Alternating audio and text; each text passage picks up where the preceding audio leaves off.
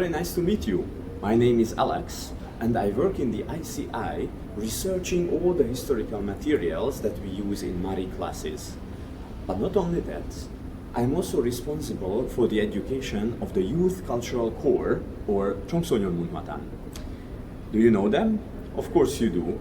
They are all these orange-suited kids who are doing free English tours in different spots of Seoul, like Gyeongbokgung, Changdeokgung, Deoksugung, Sodaemun, or Namsan Hanok village. Today we will do a short trip to Goryeo. We will see how Goryeo came to be, see its military and social culture, and most importantly, we will focus on the Goryeo Saladon. What is Saladon? Saladon was one of the unique Goryeo items that all the countries around were jealous about, and it was a very important thing in Goryeo trade. Are you ready to start? Very good, let's go. First of all, let's talk about how Goryeo as a kingdom started. Now, it's true that Silla unified the whole peninsula in one country, but it doesn't mean that the cultures of the three kingdoms just disappeared. In other words, Baekje and Goguryeo cultures were still alive inside Silla. Towards the end of the unified Silla dynasty, when the kings became weaker and weaker, local powerful people used these cultures for their own benefit. Thus, the later three kingdoms, or Husangukshide, started. In the north, a lord named Hunye made later Goguryeo, and in the south, a lord named Gyeonghyun made later Baekje. It was a very, very chaotic time. A lot of wars and suffering happened, until one brilliant general from later Goguryeo defeated later Baekje and unified the whole peninsula under a new country. This general was called Wangon, and he is known as the first king of Goryeo dynasty. Now, you might ask, how did the name Goryeo came from? As I already mentioned, Wangon was a Goguryeo person, and Goryeo was one of the names of Goguryeo in the past. So, out of the love of his country, he gave this name to the new dynasty. How did people live in this country? Let's see that one. Goryeo, at least the early part of it, was undoubtedly one of the golden ages of Korean history. For once, it was a very independent country. Unlike Joseon later, to whom we often refer to the younger brother of China, Goryeo kings considered themselves emperors. So they did the same rituals as the Chinese emperors, which was unthinkable in Joseon dynasty. Another important thing is the Goryeo trade. You see, Goryeo was a very open country to international trade, so people from as far as Arabia or Persians came into the country to exchange their goods. Especially Goryeo ginseng and the celadon were very much sought after goods. So in a way, we can say that Goryeo's ports were international ports at that time. Now, let's talk a bit about the religions of Goryeo. Let's go. Now let's talk about the religions and beliefs of Goryeo. Goryeo got a lot of influence from China, both Confucianism and Buddhism. The most important influence of Confucianism in Goryeo that we can find is something you know very well. It's the Kwago Shihom, or state service exams, to pick the best officials for the royal court. These Kwago Shihom started in Goryeo dynasty. Buddhism also seeped into the country, and it had very big influence on the royal court. That's why today we know Goryeo primarily as a Buddhist country.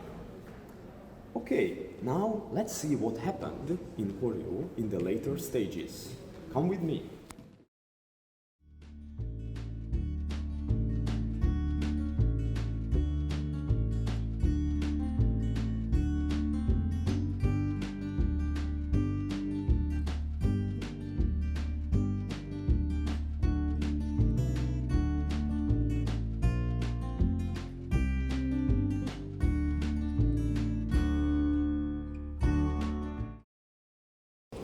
biggest danger for Goryeo came from the north.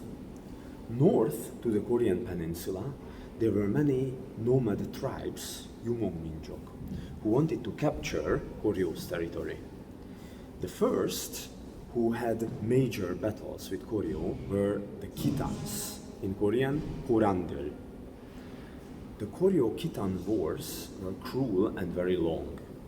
How did they end? Well, Goryeo survived thanks to brilliant generals, for example, Kang Kamchan. General Kang pretended to escape from the attacking Khitans, and when they were crossing the Amnok River in the north borders of the peninsula, he released the dam that he previously created there, so that the water blew away the Khitan troops. Does it sound familiar? Yes. At the Battle of Kwiju, Kang Kamchan used exactly the same trick as his ancestor, Ulji Mundok, hundreds of years before. After this battle, both the Khitan and the Korean side agreed that these wars can only bring suffering and no benefit for anyone, and thus the Goryeo and Khitan wars ended. However, there was another much bigger danger awaiting for Goryeo. Do you know what I'm talking about? Yes, they are the Mongols. We often imagine the Mongol military as an army of horsemen shooting bows, but actually the Mongols were much more than that. First of all, the Mongols had the numbers. The Mongol Empire had a huge amount of soldiers. Second, while they used the same strategy as the Khitans or Goguryeo before, their equipment was much better quality than anything before, including their bows and armor. Third, the Mongols had very good military technology using gunpowder. For example, did you know that the first grenades in history were made by Mongols? They were small jars filled with gunpowder that exploded when thrown at the enemy. Against such a power, Goryeo had absolutely no chance. But, luckily for Goryeo, there was one field where the Mongol army's technology was not good, and this was naval technology or ships. Because of this, after the Goryeo king escaped to Kanghwa Island, the Mongols were unable to follow him there. Thanks to this, the Goryeo royal court could survive in this small island near Incheon. Most of the other part of the peninsula fell to the Mongols, but it doesn't mean that Korean people did not try to resist.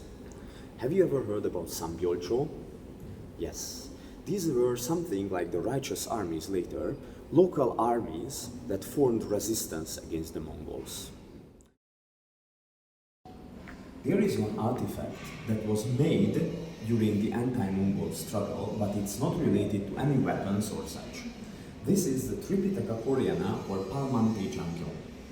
This Buddhist sutra is made up of 81,258 characters, which were printed from the same number of perfectly carved wooden blocks. Goryeo people made this sutra because they hoped that Buddha will help them in the fight against Mongols.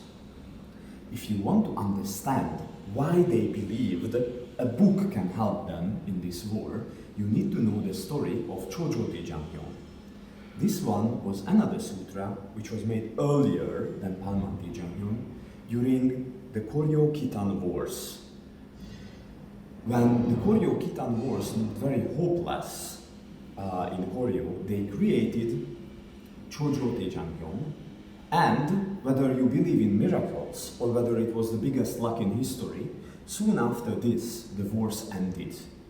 Because of this, people came to believe that if Buddha helped them once against the Khitans, Buddha would also help them this time against the Mongols. Thus, they made this wonderful Buddhist sutra.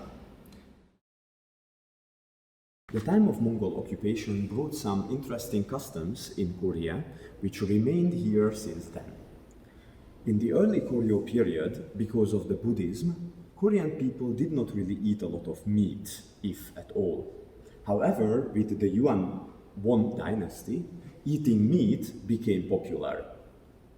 Also, As you might know, one of the signature Korean alcoholic drinks is soju.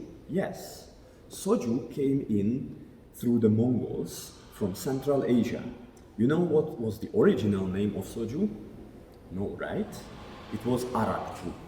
Also, do you like guksu or noodle soup? This food was a very rare and luxury food in Korea at that time. Only the royals could eat it on special occasions. Why? Because this is the time when wheat flour came from Yuan China to Goryeo. Okay, so after a bit of food talk, let's go and see now some material culture of Goryeo. Today we will only talk about two particular things from Goryeo material culture, the printing and the saladon. First of all, if you have a quiz game and someone asks who made the first printed book in history, the answer would often be it was Gutenberg in Europe. But of course we all know it's not true. Goryeo had the movable print machines much earlier. When we call it movable iron print, it means that each character was made as a kind of Lego and they combined it into one according to what kind of text they wanted to make. So why was it Goryeo that developed this printing method? The answer is clear: Buddhism. In Buddhism, the Buddhist books are extremely important, and in order to make as many of them as possible, as quickly as possible, Goryeo was forced to develop a quick and effective printing method. Interesting, right? Now, let's see some Goryeo saladons. Goryeo ceramics were something like a top-notch luxury goods at that time. Goryeo artisans developed several specific methods of making ceramics, and they made it in kilns that had to be as hot as 1200 degrees Celsius. These ceramics are glazed, meaning that they are covered in certain color. They are very shiny and they are decorated with incisions, that is, small cuts, or inlaid patterns. Inlaid means that you cut your pattern in the ceramics and put a different material, like gold or similar material, in it. One of the unique things about Goryeo celadon was its color. If you look at the ceramics, its color is very similar to the color of jade, oak. This color we call pisek in Korean. As you know, jade was a very valuable material both in old China and Korea, so its color and texture were considered to be very high level. Goryeo celadon at that time was sold by many rich officials or generals to decorate their homes with. Also, because of Buddhism, tea culture became widespread. Do you know the Korean word chari? Originally, this respect to the ancestors was paid by offering tea, cha. Because of this, tea bowls were also made of Goryeo celadon. But there are a whole lot of other objects too, like plates, spoons, incense burners, and even roof tiles. As you can see, this celadon was used widespreadly among the rich people and the nobles of Goryeo. Now let's see how a celadon was made.